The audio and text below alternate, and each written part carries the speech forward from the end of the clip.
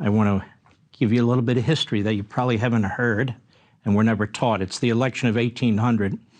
There were really 4 candidates for president, as it turned out. There were supposed to be 2. John Adams was running as a Federalist, of course, seeking re-election, and his main opponent was Thomas Jefferson, running as a Republican. Jefferson was running with Aaron Burr. That was the ticket, Jefferson Burr as the vice president. But back then, before the 12th Amendment, whoever got the most electoral votes would be the president. And for reasons I don't need to get into, although it's very exciting, Aaron Burr decided that he had a shot at being president. Given the fact that the Federalists were playing games, they knew that Adams couldn't get the presidency. And having decided that, they then decided to try and stop Thomas Jefferson. They had a problem, though. Even though Hamilton despised both Jefferson and Burr, he despised Burr more. They were both New Yorkers, and he had very, very bad experiences with Burr. Jefferson was furious about all of this. He was furious that the Federalists were playing games. He was furious that Burr had stabbed him in the back.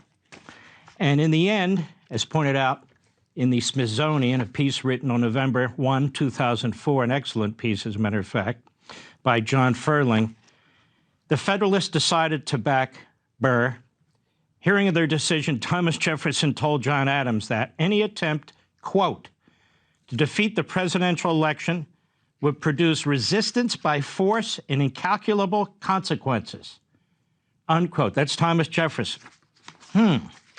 What else? Burr's was not the only intrigue. Given the high stakes, every conceivable pressure was applied to change votes. Every conceivable pressure. Those in the deadlocked delegations recorded daily, but no one was lobbied more aggressively than James Bayard, Delaware's lone congressman, who held in his hands the sole determination of how his state would vote. This was the guy that would make all the difference in the world. He was pressured. He was lobbied. Bribes were even offered.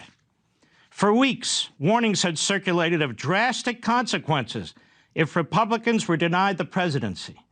Now the danger seemed palpable. A shaken President Adams was certain the two sides had come to the precipice of disaster and that, quote, a civil war was expected, unquote. There was talk that Virginia would secede if Jefferson were not elected. Some Republicans declared they would convene another constitutional convention to restructure the federal government so that it reflected, quote, democratical spirit of America. It was rumored, quote, that a mob had stormed the arsenal in Philadelphia and was preparing to march on Washington to drive the defeated Federalists from power.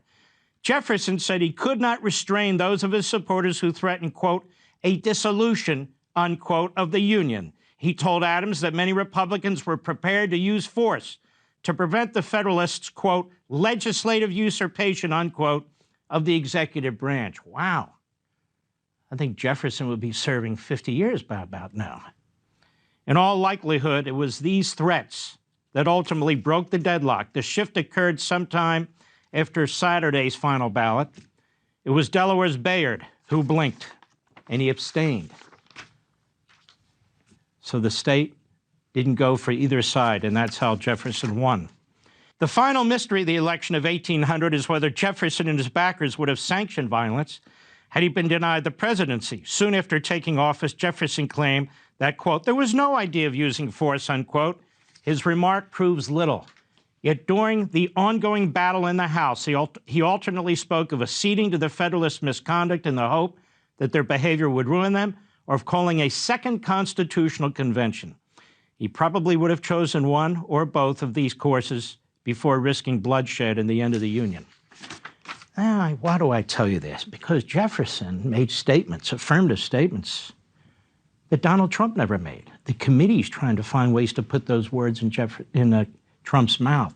He didn't talk about a civil war. He didn't talk about any of that stuff. He didn't talk about violence that he wouldn't be able to stop. No, they're whining about 187 minutes where he put out a video and told people to stop. So this is a big deal.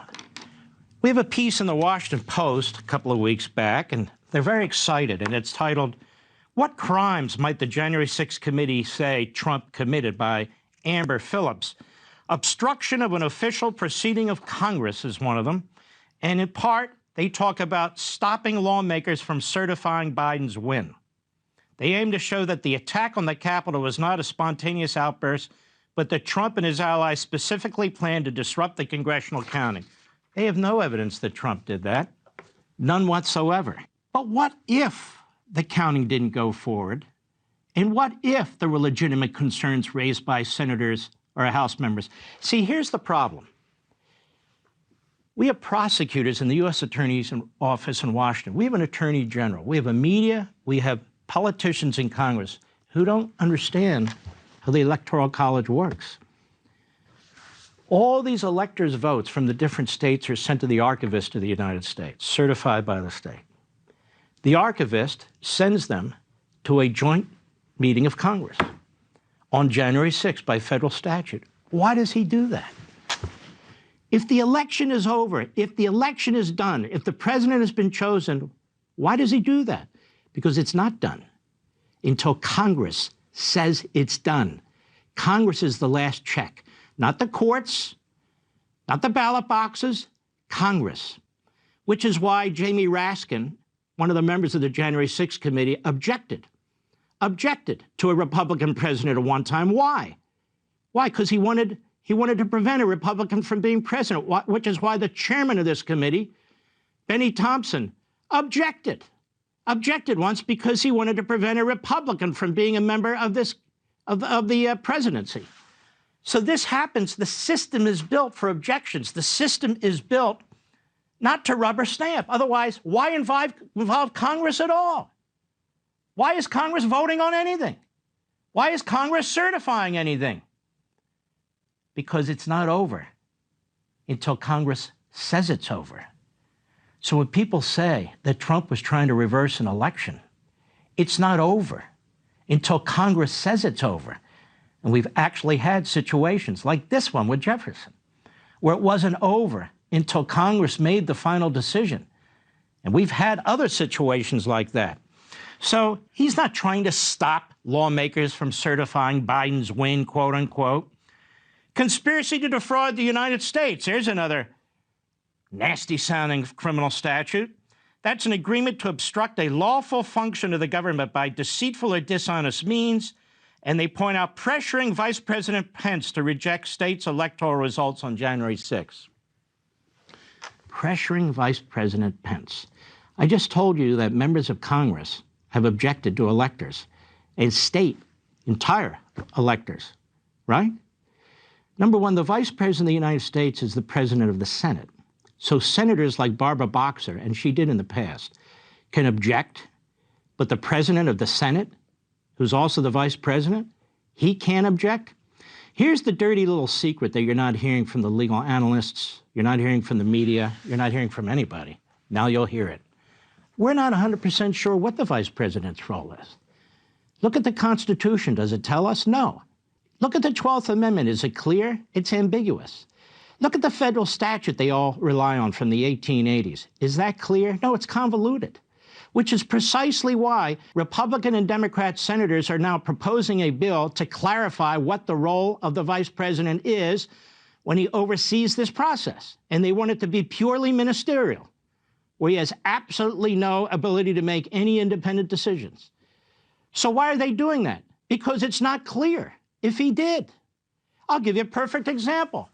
What if we learn after the quote-unquote election that there was all kinds of bribery taking place, a bribery scheme in that, say, a state that turned out to affect the outcome of the election? Now, is the Vice President of the United States overseeing the process of the President of the Senate? Can he object? Can he send it back to the states? Or must he rubber stamp it, say, look, I know, but there's nothing I can do. I got to wait for one of my friends in the Senate to say something, and they're not really of the mind to do it, or the House and whatever. So he can't do anything? Is that what the framers had in mind? I seriously doubt it. Well, what did they have in mind? They didn't tell us. How do you build a criminal case around that? Oh, he pressured the Vice President, but the Vice President, he resisted. So what? That's exactly the way the system's supposed to work. It's not supposed to be criminalized. What other criminal statute did they have in mind? The committee wants to try and tie Trump directly to the leaders of the mob that attacked the Capitol. Seditious conspiracy. Well, ladies and gentlemen, have you seen any of that? Any of the emails, any of the texts, any of the firsthand testimony, anything on a graphic, anything on a video, anything by anybody, anywhere, despite the fact that this committee has free reign? You haven't seen any. There's been no conspiracy to defraud the United States. There's been no obstruction. There's been no seditious conspiracy. Oh, but what about these so-called fake electors? That is to be resolved by the United States Congress. That is not a crime either. You might not like it. You might think it's weird. You might think it's unethical, but it's not a crime. So to criminalize politics, to criminalize many of these things that have gone on in this country through its history, to completely misunderstand what the Electoral College is all about, and when the election is finally over, which is why they meet on January 6th to make that decision, is to take the criminal law process and project it on top of the Constitution, to pervert it. The Democrats are pushing hard. They're pushing hard the Attorney General. They're pushing hard the U.S. Attorney. The U.S. Attorney, we're told, is now investigating Trump. These are three of the crimes they're looking at. They've gone after his lawyers. They want to see the phone calls. They want to see the text. They want to see what? That a candidate was fighting hard to win, challenging what was going on in the states. And of course, many of these states don't have clean hands. There is, you know, Article 2 of the Constitution, or only the state legislatures. The state legislatures can make the law through which electors are chosen. Early in our history, the very earliest, the state legislatures selected the electors. You didn't vote. They selected the electors. Well, some of them did, but most of them didn't. And so the state legislatures had all the power. Today, it could be a state Supreme Court, majority Democrat. It could be a governor who's a Democrat. You see that all occurred in the state of Pennsylvania and so forth and so on. And all these cases, hundreds of them, were brought by a law firm and other law firms in Washington, D.C., trying to change the election laws. They were working their Democrat politicians in the courts, working them in the governor's offices and so forth, and many of them succeeded. Now, like it or not, they're free to do that too. They're free to do that too. But the other party's free to respond. And the final say is in the Congress of the United States. It's not in the U.S. Attorney's office. It's not by the Attorney General of the United States. It's not even in the courts.